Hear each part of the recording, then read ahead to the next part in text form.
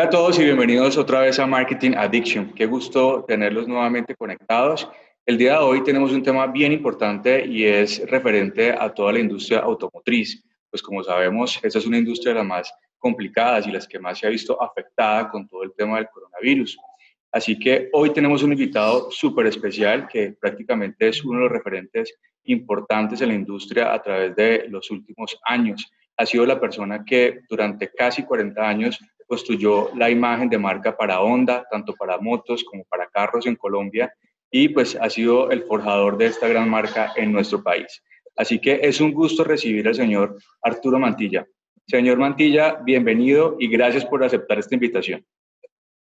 No, todo lo contrario, Johnny. Primero, agradecerle muchísimo por tenerme en cuenta dentro de su proyecto que, entre otras, me ha impactado positivamente.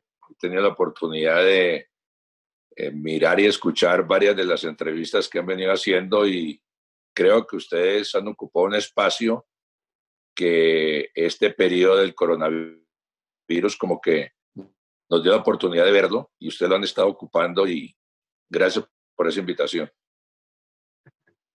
Sí, señor, pues como le repito, todo un gusto tenerlo y un placer personal por toda la historia que hemos construido juntos profesionalmente hablando, ¿no? Y bueno, y personal, por supuesto. Entonces, señor, pues para iniciar, obviamente, como dije en la introducción, el sector automotriz ha sido un sector bastante afectado con toda la situación coyuntural del coronavirus, pero viendo un poco hacia adelante, ¿será que las cosas van a estar así de complicadas o usted ve algunas oportunidades para que el sector empiece como a repuntar y empiece a ofrecer oportunidades para los que dependen de esta industria, tanto para carros como para motos en general? Bueno, Johnny, yo primero quisiera como contextualizar un poco el tema. Yo pienso que más que pensar en los automóviles o en las motocicletas, yo pienso que el tema es la movilidad. Yo creo que el tema de la movilidad es precisamente en este instante donde estamos inmovilizados totalmente. Posiblemente uno de los sectores y uno de los temas que todos estamos hablando hoy en día es cómo nos vamos a movilizar a partir de este momento. Y ahí aparece la contextualización, que es realmente el tema que a mí me atrae más. Y yo sí creo que hay tremendas oportunidades, hay tremendos retos. Es decir, nos están diciendo en una u otra forma, sepárense para unirse, cuando normalmente hemos estado hablando de unirnos para sobrevivir. Y ahora estamos como en un periodo de contradicción aparentemente. Y yo creo que es lo contrario, es el periodo de reflexión profundo. Y cada sector, y el que estamos hablando, el automóvil y las motocicletas, también requiere de una profundidad muy grande de analizarse y yo sí creo que hay muchas oportunidades. Bueno, me parece que es una visión bastante positiva porque realmente es un sector bastante afectado y creo que ha generado mucha preocupación en los que dependen de esta industria, desde los hoy ensambladores hasta los concesionarios y qué decir de pues, los pequeños negocios que se derivan de toda esta gran industria, pero creo que si lo dice alguien en su posición, en su experiencia, pues tenemos que encontrar entonces esas oportunidades para darles a luz a estas personas que hacen parte de esta industria. Señor, y hablando de la industria, uno empieza a ver, digamos, como diferencias frente a la industria de carros y la industria de motocicletas. Por la situación que estamos viviendo, ¿será que para las oportunidades que usted menciona serán igual para ambas o de pronto, desde mi posición, pienso que puede haber un poco más de oportunidad para motocicletas por la situación coyuntural, el tema de desempleo y demás? ¿Usted qué piensa de esa posición? ¿Será que sí o es igual la oportunidad para ambas industrias? A ver, primero diferenciemos un poco. Creo que en Colombia existe la industria de las motocicletas, mas no existe la industria del automóvil. Yo creo que tenemos un país donde hoy en día se comercializan automóviles y se venden, y tenemos una industria de motocicletas que se comercializa y se vende. Ahí hay una gran diferencia. Pero me gusta a veces manejar ciertas cifras. En el mundo se venden cerca de 100 millones de vehículos anualmente. El 70-75% son automóviles. En un mundo donde somos cerca de 8.000 millones de personas, estamos hablando casi del 0.7-0.8% de la población que compra vehículos anualmente. Si nosotros hiciéramos más o menos la misma figura en Colombia, un país de 50 millones de habitantes, deberíamos estar hablando de una industria, un comercio, una comercialización de cerca de 500.000 automóviles anuales. Y la cifra del año pasado estuvo cercana a los 250.000. Este año se hablan de 160.000. Entonces ahí como que empezamos a ubicarnos un poco en el contexto mundial y en el contexto nacional, cifras de automóviles. En el caso de motocicletas, pues igual en el mundo, hoy deben estarse vendiendo unos 80 millones de motocicletas anualmente. En Colombia, el año pasado, se superaron las 600.000. Y este año se estiman unas 400.000. Entonces, ahí empezamos a ver unas cifras interesantes y ver las posibilidades de desarrollo. Pero concretamente yo sí creo que hay diferencias importantes en los dos mercados. Y en ese sentido, de las diferencias, ¿cuál cree usted que tiene más oportunidades ahorita? Digamos, en este futuro inmediato, porque pues tenemos que empezar a activar comercialmente la industria. ¿Cuál será esa que tiene más, inmediatamente más posibilidades? ¿Será motos, como lo veo yo? ¿O eso va a depender mucho de la estrategia? No sé, ¿cómo lo ve usted? A ver, miremos el antes y el después del tema de lo que todos estamos involucrados. Todos somos todos, ¿no?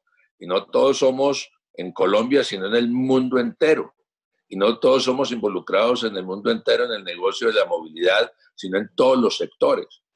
Entonces, yo sí creo que tenemos que contextualizarnos en las oportunidades, basándonos en que va a haber una serie de cambios muy importantes en el comportamiento del ser humano. Y estamos asociando un tema que es el vehículo con la movilidad. La movilidad va a cambiar totalmente. El tema del teletrabajo, el tema del estudio en casa, el tema de la digitalización, el tema del distanciamiento físico, el tema de la bioseguridad, el tema de la necesidad de movilizarme. Ahora van a aparecer el concepto de multimodalidad. Es decir, yo hoy en día me voy a movilizar en diferentes tipos de vehículos dependiendo de las distancias. Antes yo me movía con un solo vehículo, no importa la distancia que tuviera. Entonces yo salía de mi casa en el carro para hacer una vuelta a 2 o 3 cuadras. Igual lo usaba para hacerlo a 10 kilómetros o a 50 kilómetros. La motocicleta exactamente igual. La bicicleta posiblemente lo mismo. Hoy en día vamos a tener personas que se van a movilizar posiblemente en 2 o 3 diferentes tipos de vehículos. Entonces, yo sí creo que va a haber unos cambios y unas oportunidades diferentes. La motocicleta, yo pienso que como el automóvil, van a tener unas grandes oportunidades porque la preocupación que hay del transporte masivo, aunque estamos hablando que hoy todavía el 70 o más por ciento de la gente utiliza transporte masivo. El transporte individual en Colombia es relativamente muy pequeño. En Colombia la gente que se mueve en automóvil privado, pues es muy poca la gente. En Colombia hay 14.5 millones de vehículos, donde el 60% aproximadamente son motocicletas y el 40% son automóviles. Yo sí creo que hay oportunidades. Fíjese, por ejemplo, yo estaba leyendo esta mañana, ya van a empezar a aparecer los McDonald's de drive-in, ¿no? O drive-thru. Van a aparecer los autocines, están abriendo el autocine en Unicentro en Bogotá. El autocine yo lo conocí cuando yo era, pues, imagínense, el siglo pasado. Y, y me parecía que un autocine era un Jurassic Park y ahora se volvió la moda. Entonces, ¿cómo voy a llegar yo al autocine? Pues en automóvil.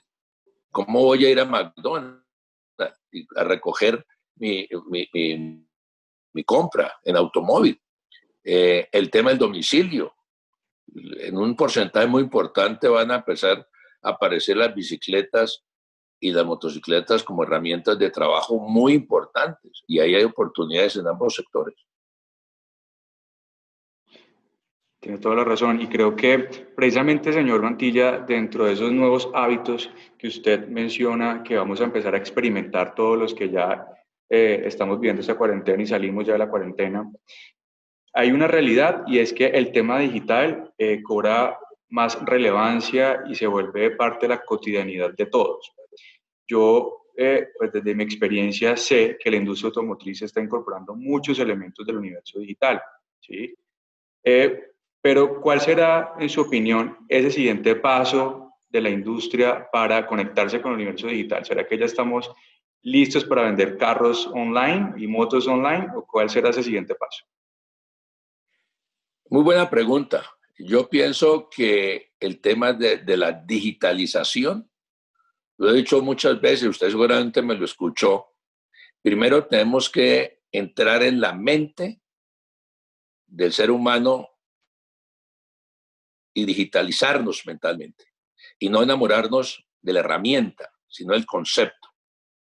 La digitalización es un concepto integral y posiblemente estamos hablando de una digitalización muy orientada al tema de la operatividad del negocio. Entonces vamos a digitalizar una serie de procesos que es importante y son esenciales, pero también la digitalización del tema desde el punto de vista de la comunicación también es muy importante. Pero mire el mundo tan grande que existe en la digitalización en el conocimiento del cliente. La big data, convertirla en small data, gracias a toda esta digitalización, a todas esas herramientas, la inteligencia artificial, el 5G, nos van a dar una posibilidad inmensa de conocer al cliente. Entonces, el mundo del negocio del automóvil y de la motocicleta, no tengo la menor duda que se utilizan estas herramientas que se tienen que utilizar, que se venían a llegar. Yo creo que todo este tema del coronavirus no nos hizo sino adelantarnos posiblemente 10, 15, 20 años en muchos sectores que sabíamos que venían. Pero la fuerza del no cambio, curiosamente, porque es que el cambio genera inseguridad y el ser humano lo que requiere es seguridad. Esos cambios siempre me generan incertidumbre. Y esto nos aceleró 15, 20 años lo que sabíamos que iba a pasar. Entonces, yo creo que sí, efectivamente, en el sector y en la industria del automóvil y de la motocicleta van a haber grandes cambios y grandes oportunidades en ese sentido, pero mucho. Yo quisiera pensarlo que los ganadores van a ser los que van a utilizar esta herramienta más para el conocimiento del cliente. Hoy desapareció que el cliente va al producto y va a aparecer que el producto va al cliente.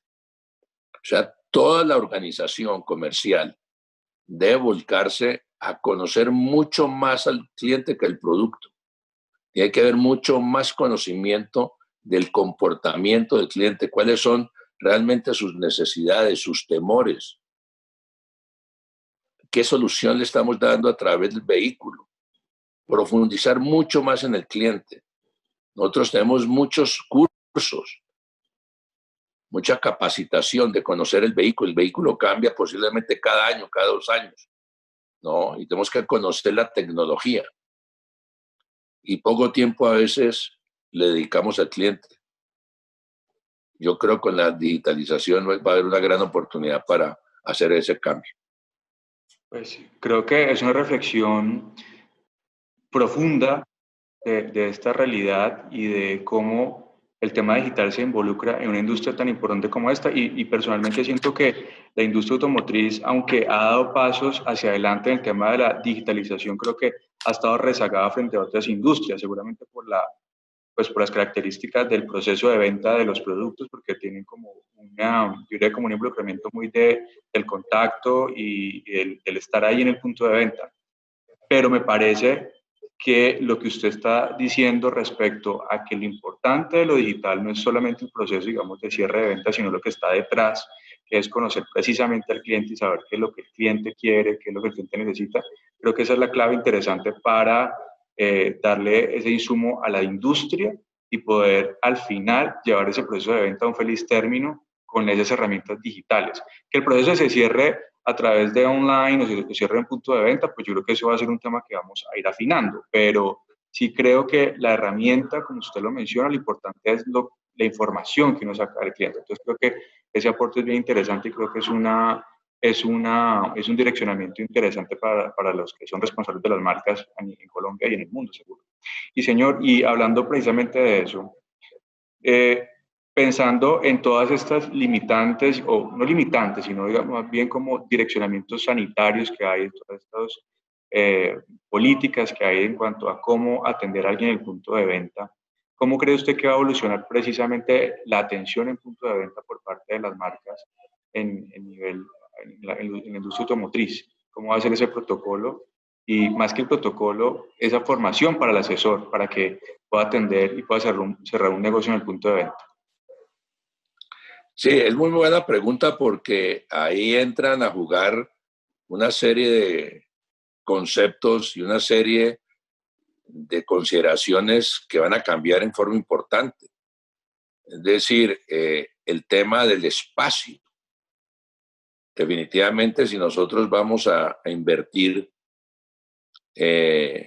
miles de pesos o millones de pesos en metros cuadrados, cuando anteriormente esperábamos que esos metros cuadrados nos permitieran atender, no sé, 50 clientes al mes, hoy de golpe vamos a tener esos metros cuadrados para atender 20 clientes al mes.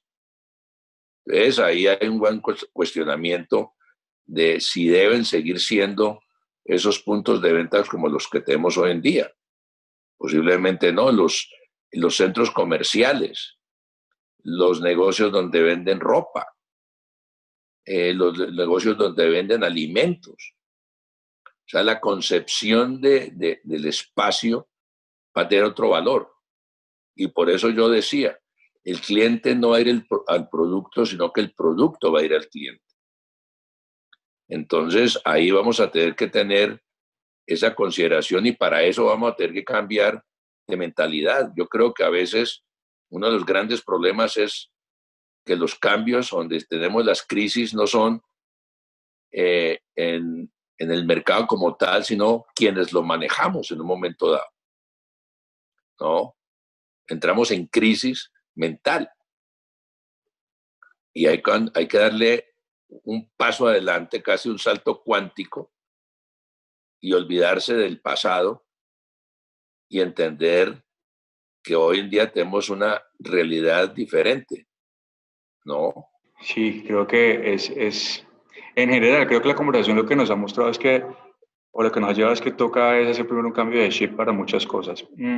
Señor, y si uno puede ser un poco más específico en ese proceso, digamos, de atención en el punto de venta y pensar en ese perfil del asesor que ha sido y de aquí para adelante seguirá siendo tan importante para pues el negocio, porque al final el que cierra, digamos, las ventas.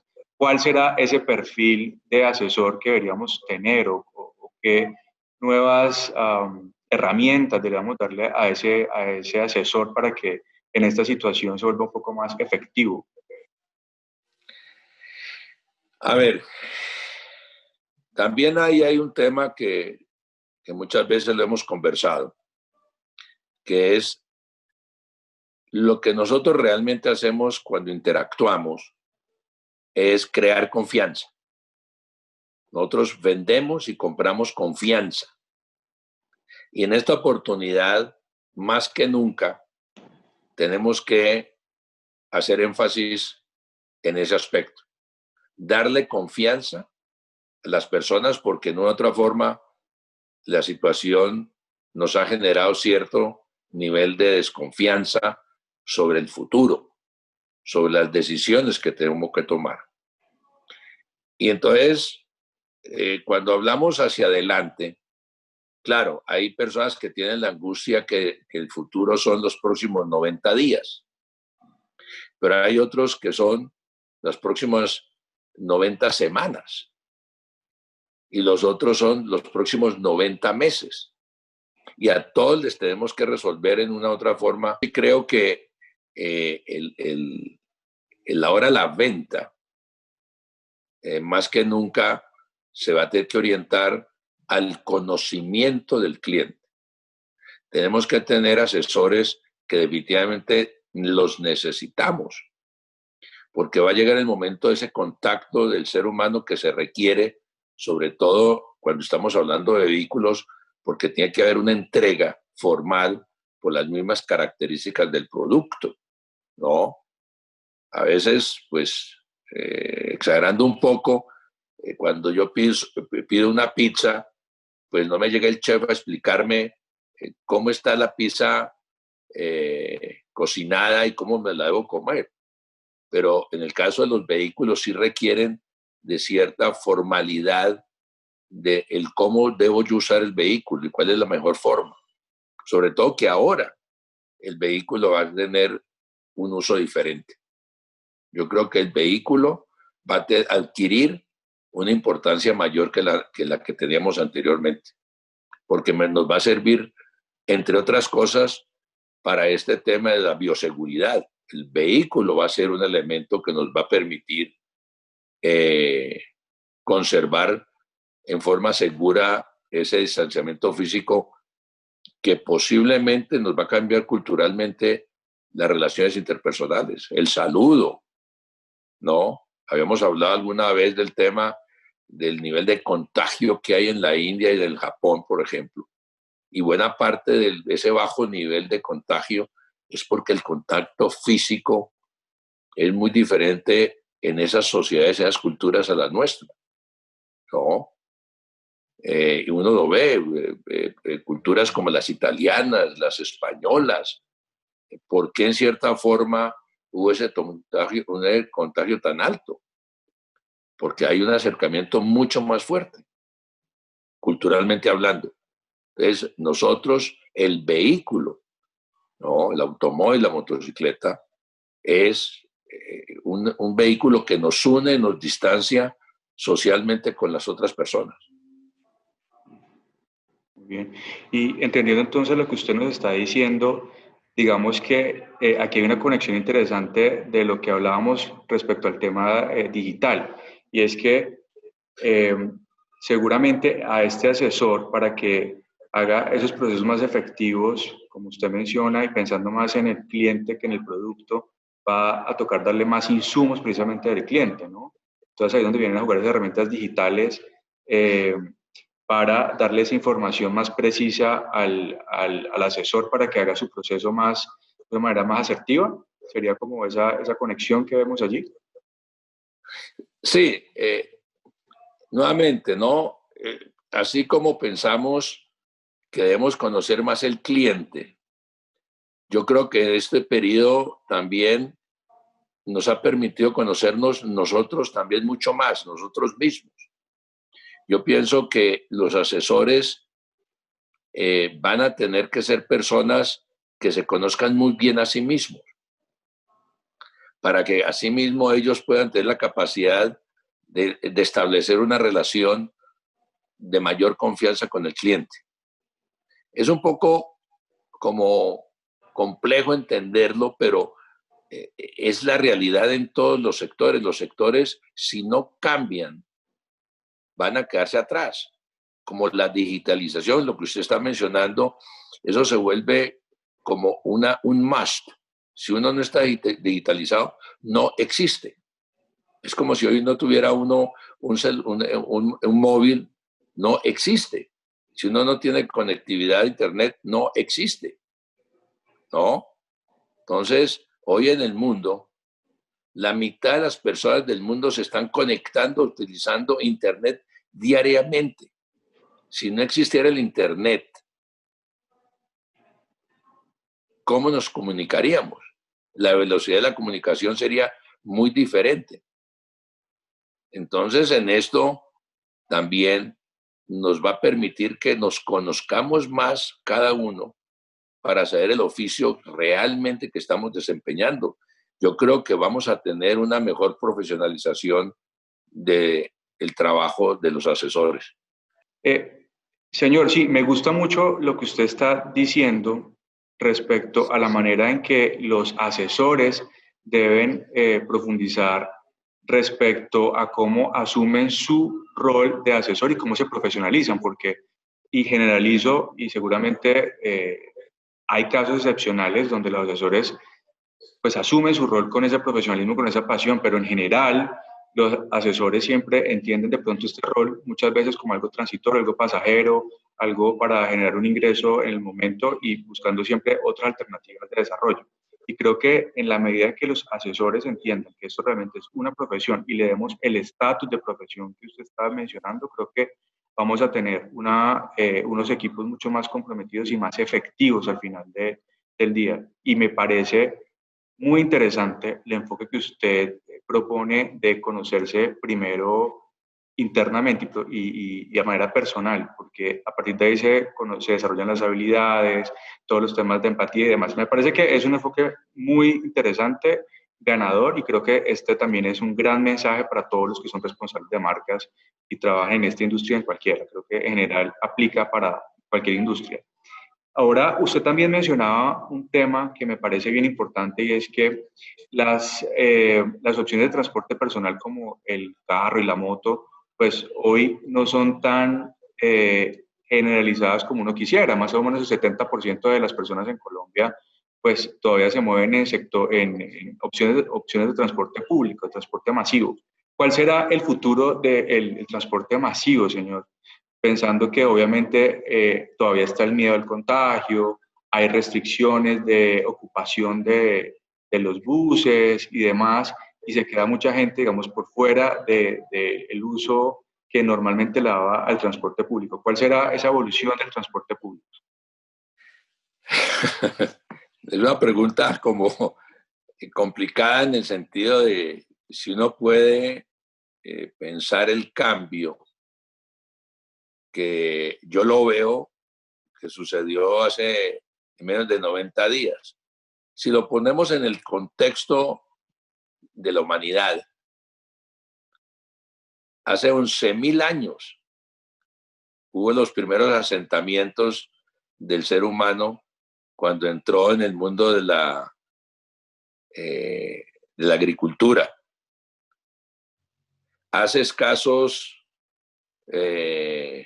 120 años, posiblemente, 130 años, se dio el primer vehículo a combustión. El señor Benz, por allá en 1882, 83, sacó su triciclo a combustión.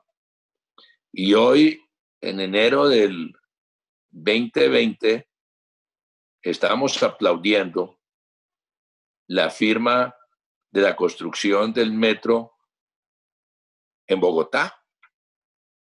El orgullo en Colombia lo tenían los paisas en Medellín porque tenían metro. Y casi la vergüenza colombiana era que era un país donde no existía el metro, el subway. Y teníamos un sistema que era el transporte masivo con los BRTs, los Transmilenios, los míos, que yo considero que para nuestra sociedad son muy adecuados, pero hoy están altamente cuestionados. ¿Quién estaría pensando que la solución de la movilidad son los medios masivos? Es todo lo contrario, estamos hablando de 90 días de cambio. O sea, ¿qué va a pasar? No sé. Pero sí hay consideraciones muy importantes. Por ejemplo, en el mundo hay 50 ciudades de más de 10 millones de habitantes. Hay 3 ciudades de más de 30 millones de habitantes. No hay la menor duda que el transporte masivo tiene que ser una solución absolutamente necesaria para esas ciudades. Pero ¿será que las ciudades van a seguir creciendo de esa forma ahora después de toda esta reflexión mundial? Entonces de golpe empiezan a aparecer las microrutas, las burbujas familiares, las burbujas casi de barrio. Ya la movilidad va a ser diferente. El teletrabajo de golpe me va a llevar a que vaya al trabajo una vez por semana. A la universidad de golpe voy 1 o 2 veces por semana. Posiblemente yo ya no vuelva al mercado sino una vez al mes. Anteriormente de golpe entraba una vez semanal o más frecuentemente. Entonces, todo eso va a cambiar la movilidad y por lo tanto los medios de transporte también van a cambiar en forma muy importante. Yo creo mucho en la bicicleta, por ejemplo. Yo creo que la bicicleta va a ser un medio de movilización muy importante por muchas razones. Las distancias van a ser menores. El concepto del medio ambiente va a ser importante. Hoy lo vemos en el mundo, cómo todo el mundo habla de cómo ha renacido el tema del medio ambiente, cómo somos conscientes de ese tema. El tema del costo. Vamos a tener que ser conscientes que hemos dado un pasito atrás en la parte de la disponibilidad de dinero en el bolsillo y vamos a tener que ser más racionales en el uso y ya empezamos a ver el comportamiento del ser, el tener. Entonces todos estos cambios, y de golpe me empiezo otra vez a elevar un poco filosóficamente, cosa que a veces a usted no le gusta mucho, pero, pero la verdad es que todos esos conceptos es lo que enmarca, ¿no? El comportamiento del ser humano. Y ahí es donde yo creo que entre todos vamos a tener que imaginarnos, ya la palabra de reinventarnos y reestructurarnos y reingeniería. No, yo creo que ahora el gran valor es la imaginación. Ok, sí, no, yo sí estoy a favor de filosofar, señor. Yo creo que este es un espacio precisamente para que filosofamos y estamos en un momento donde hay que llevar los pensamientos a un nivel superior y creo que en esos espacios son válidos los procesos filosóficos.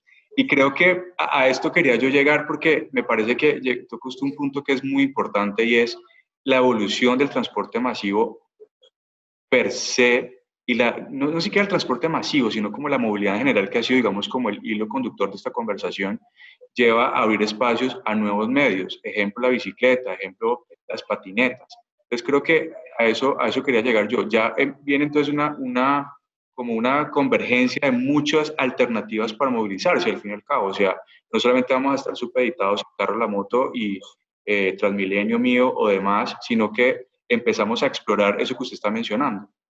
Es así como lo estamos viendo, ¿cierto? Sí, totalmente. Es lo que yo le mencionaba anteriormente, lo que hoy en día se habla de la multimovilidad, ¿no? O sea, hizo en diferentes tipos de vehículos, ¿no? Entonces, para ciertas actividades, yo uso un vehículo diferente. Anteriormente, usábamos el mismo siempre para todo. Entonces, veíamos, por ejemplo, Caso de las motocicletas. Caso de las motocicletas, la persona lo usaba para movilizarse durante la semana, pero el fin de semana iba la familia entera, el papá, la mamá y los tres muchachitos, la olla y el perro, a irse al río a hacer un sancocho. Lo mismo que hacemos con el vehículo nuestro, que entre semana vamos una persona y el fin de semana íbamos papá, mamá e hijos también, y nos íbamos para la finca, para movilizarnos fuera de la ciudad. Entonces, fíjense que usábamos el mismo vehículo para todo, ¿no?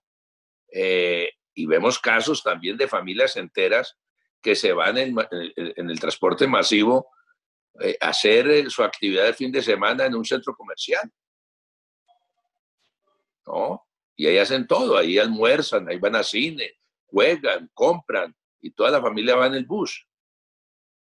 Entonces yo sí creo que ahora vamos a saber que depende de las distancias y el número de personas que nos movilicemos, vamos a utilizar el vehículo en una u en otra forma.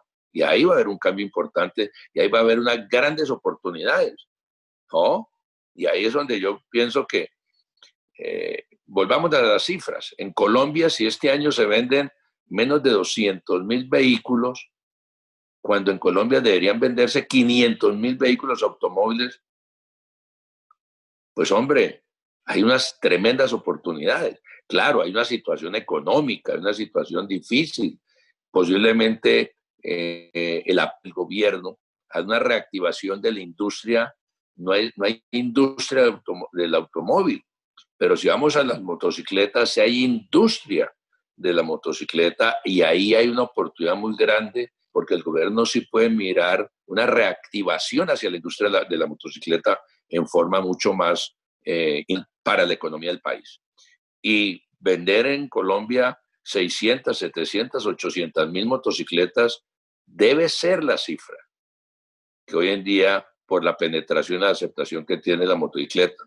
Una serie de consideraciones que hay que cambiar desde el punto de vista de la seguridad y el uso mismo de la motocicleta, entre otras. Yo creo que uno de los grandes cambios que debe haber y deben ser promovidos por la industria es la velocidad de la motocicleta. Yo alguna vez le comenté, yo estuve en el Vietnam el año pasado y es la ciudad de mayor uso de motocicletas en el mundo. Y no, las motocicletas no pueden andar más de 30 kilómetros por hora. Si usted le dice a un motociclista que ande a 30 kilómetros por hora, dice, por eso me voy caminando. Aquí vendemos las motocicletas con un concepto de potencia, de fuerza, de velocidad. Entonces, esos conceptos hay que replantearlos. Y yo creo que son posibilidades muy grandes en todo. La movilidad es la esencia del ser humano. Posiblemente una de las mayores felicidades que usted le ha dado a sus padres, espero, fue cuando usted dio el primer paso, ¿no? O sea que eso es esencial en el ser humano, la movilidad. Y también alguna vez lo dije, el último paso que uno da es el más triste porque es el último que uno da. Mientras tanto, durante esos espacios, la movilidad es muy importante. Y mire, el mayor castigo que uno tiene en el mundo hoy en día es la cárcel. Pero la cárcel no por el aislamiento y no por la falta de movilidad, porque hay cárceles donde posiblemente uno sienta todas las comunidades que puede tener un ser humano, las tiene en una cárcel. ¿Pero por qué sigue siendo cárcel? Porque el mayor castigo es la falta de movilidad. Y el negocio del automóvil, el negocio de la motocicleta, esencialmente es la movilidad, que es la mayor libertad del ser humano. De acuerdo. Y ahí empiezo otra vez a filosofar. No, de acuerdo. Bienvenida a la filosofía. Señor, y hablando específicamente de oportunidades en toda la conversación, creo que ha sido, digamos, eso, ha sido, digamos, como ir tirando como unas capsulitas de oportunidades. Hemos hablado acerca del tema de, bueno, la concepción básica del negocio, verlo como un tema de movilidad, hablamos del tema de los asesores, hablamos del tema de la información tan importante para entender el cliente y por supuesto hablamos del enfoque del cliente y no producto como oportunidades y creo que transversalmente para esta industria, carros, motos y en general, ¿sí? Además de eso, habrá otras oportunidades que no hayamos mencionado en esta conversación que usted considera importante sugerir como focos de atención para esta industria. Pues nuevamente, yo separaría motocicletas y automóviles, porque es que automóviles no es una industria en Colombia, es una comercialización. Motocicletas sí efectivamente es una industria. Entonces ahí hay dos aspectos diferentes. Oportunidades, yo sí creo porque depende de la importancia que tenga el uno o lo otro en la sociedad en general, en la comunidad, en la economía, en la política, va a haber más oportunidades en uno o en otro caso. Yo sí creo que, por ejemplo, podríamos pensar la industria del turismo. Posiblemente todos nosotros estábamos muy tentados que vacaciones era lo primero lo que había que sacar era el pasaporte. El turismo había que hacerlo en ciudades exóticas, ojalá fuera de Colombia. Y cuando uno mira hacia adentro de Colombia, uno dice las grandes oportunidades que nosotros tenemos de autogenerar el turismo, cuando millones de personas colombianas no conocemos Colombia y empezamos a conocer Colombia, ¿cómo lo vamos a conocer? Movilizándonos, yéndonos a sitios donde la única forma de llegar es a través del medio propio que uno haya escogido, una bicicleta, una motocicleta, un automóvil. Lamentablemente la infraestructura colombiana de movilizarnos en tren, en Shinkansen, en Japón, 320, 350 kilómetros por hora. Yo cuando conocí, me monté por primera vez en Tokio, en Japón, para ir a Nagoya. Me monté en un tren que iba a 220, 260 kilómetros por hora y yo no lo podía creer. Hoy en Colombia no existe el tren. Y estamos hablando de trenes que están uniendo ciudades y están proyectando ciudades que se muevan a 400 y 400 kilómetros por hora. Y en Colombia no podemos irnos por tren de Cali a Armenia. No hay tren de Cali a la cumbre. No hay tren entre Barranquilla y Cartagena. Entonces, por Dios, si tuviéramos nosotros transporte masivo en el tren, ¿cómo sería el turismo en Colombia? Pero hay 50 millones de personas que necesitamos recreación y tiempo y espacio. ¿Y cómo lo vamos a hacer? Con los medios propios. Ahí hay un proyecto infinitamente grande. ¿Cómo vamos a utilizar el vehículo? Va a haber grandes compañías donde van a reactivar el arrendamiento, el alquiler de vehículos y de motos a unos precios asequibles. No existen hoy en día los negocios de alquiler de vehículos en Colombia. ¿Por qué no existen? Entonces, todos tenemos una explicación que va en contravía del sentido común. Entonces, sí hay oportunidades, sí, claro. Ahí hay un campo nomás y podríamos botarle corriente a muchos más. Pero yo soy optimista. Yo pienso que el tema de la movilidad es tremendamente importante. Yo creo es tan importante como el alimento y como el vestir. Son tres sectores que tienen una importancia tremenda, tremenda. Nos tocan a todos. Por eso digo, el primer gran logro en la vida de uno es el dar el primer paso. Y ahí nadie más lo vuelve a parar a uno. Sí. Bueno, sí, no, yo creo que la conversación en oportunidades y en estrategias para aprovechar esta situación con usted puede ser bastante extensa y creo que enriquecedora por demás. Y ya para cerrar, señor, y aprovechando y abusando un poco de su tiempo, y aquí sí, bienvenida toda la filosofía que usted quiera compartir, ¿cuál será,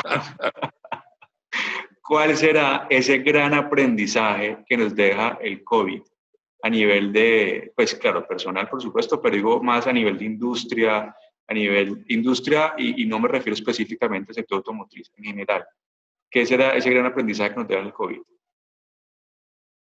Bueno, primero, también un par de cifras, como para que nos ubiquemos un poco en el contexto. En el mundo somos cerca de 7.8 billones de seres humanos.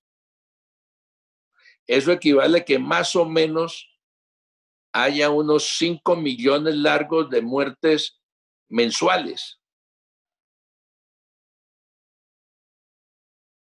Y el coronavirus o el COVID-19, hoy ha habido 400,000 muertos en 5 meses. ¿No? O sea que la cifra en términos estadísticos, le doy un dato, este año ha habido el doble de muertos causados por el SIDA que por el coronavirus. En el mundo ha habido cerca de 7 millones de personas infectadas. La mitad ya salieron adelante. Del número de personas que hoy en día tienen todavía problemas que están infectadas es la mitad, 3 millones y medio. Y graves es el 2%, con posibilidades de muerte. Entonces, la primera lección es, yo sí diría que si uno va y mira todos esos modelos matemáticos que nos mostraron, ¿no? Que decían que en caso, por ejemplo, Colombia, íbamos a llegar a tener 31 millones de personas infectadas, como lo dijo la Merkel en Alemania. El 70% de la población va a quedar infectada. Gracias a toda esta pandemia y todo este manejo del lockdown, las cifras en Colombia son ridículamente bajas. En Colombia se calculaba que iba a haber 350,000 muertos. No llegamos todavía a 1,500. Podemos llegar a 3,000. Pero no habían dicho ahora 350,000. Entonces, la primera reflexión grande es cómo el mundo entero se enfrentó a un problema y el mundo entero, en cierta forma, lo resolvió inteligentemente en algunos casos y en algunos otros casos no. Es preocupante, sí, claro, escuchar cómo en el caso de Estados Unidos hay 2 millones de personas afectadas. Brasil ya llega casi a las 800,000. Estados Unidos tiene 110, 120,000 muertos. Brasil está llegando a los 40,000. Pero mire usted el dato de la India. 5 muertos por millón de habitantes. Corea, 5 muertos por millón de habitantes. Estados Unidos, 300. Entonces, ese es un tema. Tema salud, tema del mundo, cómo se atiende un problema y cómo es capaz la humanidad entera atenderlo cuando se atiende correctamente. Colombia, yo creo que hoy todavía es un país exitoso, pero tenemos que todavía tener conciencia de que la curva no ha llegado a su tope. Ayer hubo 1,500, cerca de 1,500 nuevos infectados. Claro, tenemos 11,000 test diarios, entonces eso aumenta. Pero los muertos están llegando a 40 muertos diarios. Vamos luego al tema de la oportunidad que nos dio en estos 90 días de quedarnos en casa y pensar y meditar. Y empezamos a valorar varias cosas. Primero, uno mismo, la capacidad que tenemos nosotros de adaptarnos, la capacidad de nosotros de entender un poco lo que se llama el modelo de Kubler-Ross, de cómo nosotros vamos de la negación a la rabia, al conflicto interno, a la depresión y a la aceptación. Esos 5 niveles los tenemos que estar todos viviendo y los tenemos que digerir uno a los otros. Lo primero es la negación a la realidad. ¿Cuántos nos negamos y cuántos hoy nos arrepentimos de haber negado la aceptación y la realidad del COVID-19? Y tardíamente tuvieron que tomar decisiones. Vemos el caso de Los Ángeles en los Estados Unidos y en Nueva York en Estados Unidos. Lo que está pasando en el Brasil y lo que pasó en Taiwán. O lo que pasó en Nueva Zelanda. O lo que pasó en Islandia. Y lo que está pasando en México. La negación. Luego la rabia. La rabia que nos da por habernos encontrado frente a una situación es como cuando uno le da la rabia cuando le encuentran que uno tiene un problema de salud. Hay una reacción de rabia. Y es lo que estamos viviendo nosotros en muchas partes, es la rabia, aceptación del coronavirus. Luego el conflicto interno, de ir digiriendo, entendiéndolo. Y en estos 90 días nos han dado la gran oportunidad de reflexionar, de valorar muchas cosas, capacidad de aprendizaje, de adaptación, conocernos entre las familias. Curiosamente, yo me siento que hay más unión de las amistades gracias a estos medios que lo que había cuando teníamos total libertad de movilización. Hemos valorado mucho más la comunicación. Valoramos más el ser que el tener, ¿no? Si yo quiero tener una buena amistad con alguien y tener un buen gesto de amistad, lo invito a un mejor restaurante. Ahora no, ahora le doy la oportunidad de que podamos comunicarnos y nos demos una hora de poder charlar a través de estos medios digitales. Valoramos mucho más eso que invitarnos a comer. Me siento más cómodo con usted sentándome aquí como un vestido cómodo que tener que arreglar para salir a verme con usted. Miren las mujeres, cómo están valorándose ellas más que disfrazándose a través de la cultura. Eso está cambiando una cosa muy importante. El tiempo. No tiene sentido que nosotros el tiempo lo hayamos maltratado como lo hemos maltratado toda la vida, saliendo todos al mismo tiempo, llegando todos al mismo tiempo, quejándonos del trancón por no tener sentido común de movilizarnos en diferentes horas. No puede ser. Ponernos todos al mismo tiempo a ir al mismo sitio y todo el mundo quejarse de que no hay tiempo de nada. Nosotros no nos podemos ver. Mire, hace tiempo estamos buscando los dos. ¿Cuánto tiempo invertimos para podernos salir a almorzar? Meses. Y de golpe de comunicarnos, nos podemos comunicar cuando queramos 1, 2 o 3 veces por semana o por mes. Anteriormente lo hacíamos en términos de año. Qué arte era yo con Johnny sentarme a hablar por teléfono como lo estamos haciendo hoy, cuando era mucho mejor hacerlo personalmente. Y hoy lo hacemos diferente. Entonces, mire cómo en 90 días aprendimos cosas que no queríamos aprender y que las teníamos allí. El medio ambiente. Nos han venido diciendo, mire, 100 millones de toneladas diarias emitimos de CO2 en el mundo, en todos los diferentes sistemas de emisión de CO2. En el mundo, diario. ¿Tiene sentido? Salud. Nos intoxicamos todos los días, mental y físicamente. Hoy estamos posiblemente más desintoxicados. De golpe, estamos todavía en el periodo, en el cuarto nivel del modelo de Kubler-Ross, que es el tema de la depresión. Estamos en ese periodo todavía, mucha gente. Y vamos a llegar muy rápidamente al quinto nivel, que es el de la aceptación. Y ahí volvemos otra vez a encontrar la nueva normalidad. Igualmente lo podemos tratar desde el punto de vista político, desde el punto de vista económico, desde el punto de vista social. Es decir, es un tema que puede analizarse desde diferentes ángulos y cada uno de ellos es inmensamente rico en experiencia, en conocimiento y en oportunidades.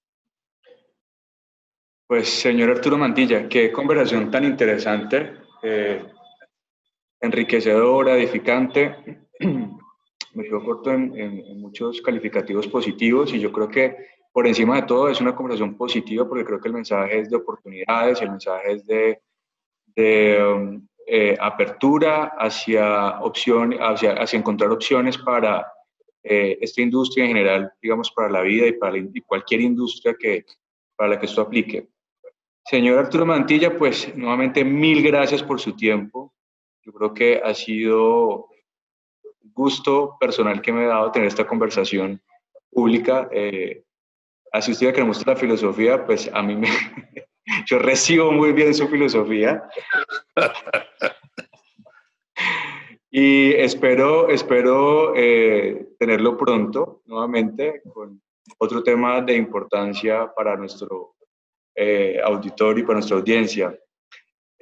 Así que mil gracias y hasta una próxima oportunidad, señor.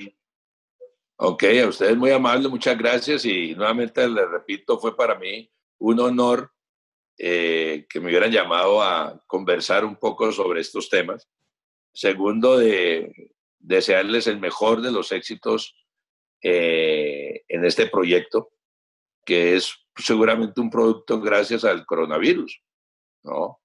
O sea que, y lo último para reflexionar es que no tengo la menor duda que va a marcar este periodo de estos 90 días en la memoria de toda la sociedad en el mundo, como fue en un momento dado el 11 de septiembre, que todos seguramente recordamos con exactitud qué estábamos haciendo en el momento que sucedió ese evento. Yo creo que un hito como este también para las generaciones futuras va a quedar marcado en forma muy importante y espero que sea todo para bien. Muchísimas gracias. Sí, señor. Otra vez mil gracias. Y a ustedes, mil gracias por vernos, por seguirnos. Esperamos que no se pierdan ninguno de nuestros episodios y todo el contenido que tenemos aquí en Marketing Addiction para compartirles. Recuerden que tenemos entrevistados solo de primer nivel, como el perfil del señor Arturo Mantilla y como tantos otros que nos han acompañado y nos seguirán acompañando en este proceso. Síganos, por favor, en todos nuestros canales. Estamos en Instagram, Facebook, YouTube, LinkedIn y Twitter, todos como marketingaddiction.co. Nos vemos entonces hasta una próxima ocasión y nuevamente mil gracias. Chao.